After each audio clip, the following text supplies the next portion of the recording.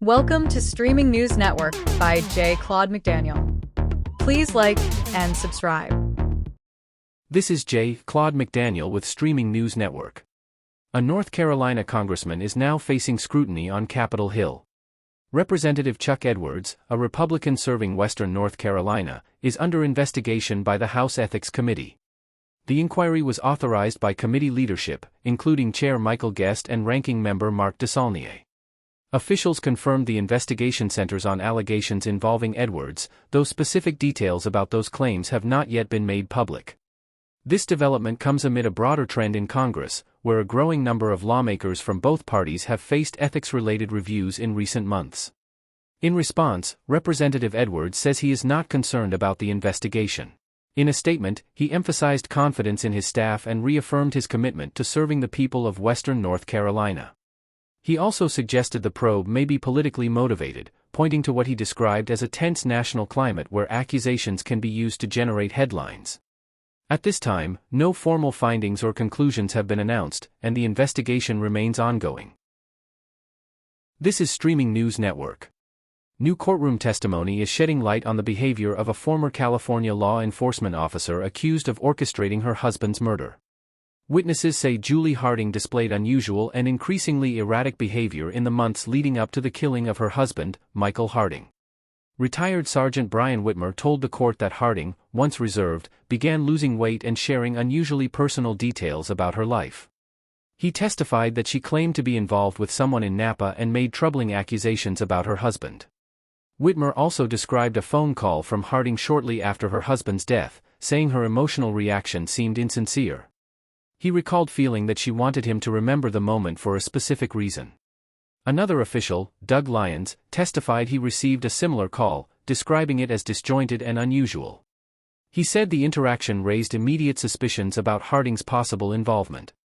The testimony came during the trial of Thomas O'Donnell, who is accused of carrying out the killing.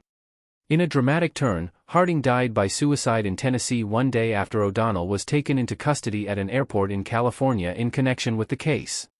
The investigation and trial remain ongoing as prosecutors continue to present evidence. This is Streaming News Network. Country music star LeAnn Rimes says she is truly heartbroken after being forced to postpone several upcoming performances due to illness.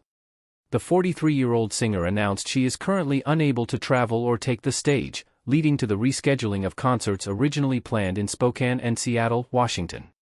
New dates have been set for late May and early June. Rimes shared her disappointment with fans, expressing gratitude for their continued support as she focuses on recovery. She says she looks forward to returning to the stage soon. The health setback comes amid recent public attention surrounding a viral video showing the singer undergoing an intense jaw release procedure, a form of bodywork intended to relieve stored tension. The footage sparked widespread online discussion, with some questioning its authenticity. Rimes addressed the speculation directly, insisting the emotional reaction seen in the video was genuine, not a performance. In her words, she emphasized that while she can act, she is not that good. The singer has also been navigating personal challenges. Earlier this month, she marked her 15th wedding anniversary with actor Eddie Cibrian, describing the occasion as emotional and filled with both gratitude and concern over family matters she did not publicly detail. Despite the setbacks, Rimes remains optimistic, telling fans she is eager to return to performing once her health improves. This is Streaming News Network. A criminal case in West Virginia involving alleged threats against Donald Trump has been dismissed by state prosecutors. Authorities had charged 39-year-old Morgan L. Morrow earlier this year, accusing her of using social media in an attempt to recruit individuals to carry out violence against the former president. However, prosecutors have now dropped the case, citing a critical procedural issue. According to court filings, investigators failed to properly inform Morrow of her constitutional rights before obtaining what was described as a confession. Because of that oversight, key evidence, including statements made during the interrogation, would likely be inadmissible in court.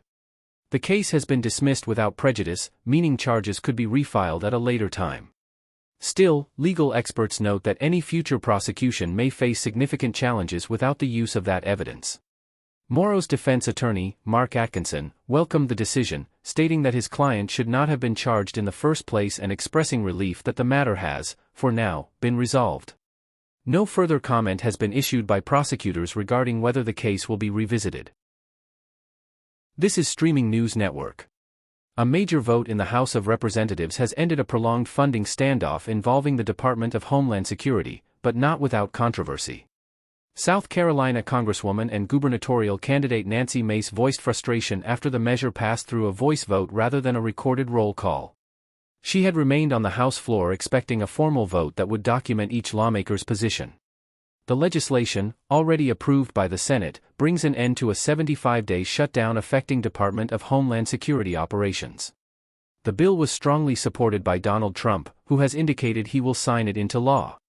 Instead of recording individual votes electronically, lawmakers approved the measure by voice, a faster method typically used for less contentious issues. Members verbally signaled approval or opposition, leaving no official record of how each representative voted. While the agreement restores funding for much of the agency, it notably excludes key divisions such as Immigration and Customs Enforcement and Border Patrol. Those areas remain a point of political disagreement, with Democrats pushing for reforms before approving additional funding. Republicans are now expected to pursue separate legislation to address funding for those divisions. This is Streaming News Network. Former National Football League defensive end Josh Morrow has died at the age of 35, according to his family and former teams. Morrow's father confirmed that his son passed away last week. A cause of death has not been publicly released. Morrow began his professional career in 2014 with the Arizona Cardinals, where he spent several seasons and became a key contributor on the defensive line. Over the course of his career, he also played for the New York Giants, the Las Vegas Raiders, and the Jacksonville Jaguars before returning to Arizona for his final season in 2021. The Cardinals organization released a statement expressing heartbreak over Morrow's passing and offering condolences to his family and loved ones. Similar tributes came from the Raiders, who also honored his time with the team. Off the field, Morrow was a standout at Stanford University, where he earned conference recognition and helped lead the program to multiple bowl appearances, including 2 trips to the Rose Bowl. Remembered as both a dedicated athlete and teammate, Morrow's loss is being felt across the football community. This is Streaming News Network. A tragic series of events in Alabama has left a family and community in mourning following the death of an infant and her mother. Authorities say 3-month-old Lotus McKelvey died after being rushed to a hospital when emergency responders were called to a report of an unresponsive child. An autopsy later determined the cause of death to be complications from traumatic internal injuries. The child's father, Mikkel Kaipalayane, has been arrested and charged with murder. Court records indicate the charge alleges actions demonstrating extreme indifference to human life. He is currently being held in custody with bail set at $250,000. Just one day after the infant's death, her mother, Molly McKelvey, died by suicide. She was 28 years old. Officials have not released additional details about the circumstances surrounding her death. According to family information, McKelvey is also survived by 2 young sons. The investigation into the infant's death remains ongoing, with authorities continuing to gather evidence as the case moves through the legal system. If you or someone you know is struggling, support is available through the Suicide and Crisis Lifeline by dialing 988. This is Streaming News Network. A major disruption in global trade is unfolding after Poland moved to indefinitely close its border with Belarus, effectively cutting off a key rail link between China and the European Union. The closure has halted most freight traffic along the China-Europe Railway Express, a vital corridor used to transport goods across continents. Officials say the decision was driven by security concerns tied to joint military exercises conducted by Russia and Belarus, which included simulated nuclear scenarios. The affected crossing, a critical rail hub connecting Belarus with the European Union, typically handles the majority of cargo traveling into Central and Eastern Europe. With that route now blocked, roughly 90% of China-bound rail shipments to the European Union have been disrupted. The rail network is a central component of China's Belt and Road Initiative and has grown in importance as businesses seek faster alternatives to congested maritime shipping lanes. Recent data shows both cargo volume and shipment value along the route have surged significantly over the past year. Polish officials say the border will remain closed until national security concerns are addressed, emphasizing what they describe as a new security-first approach.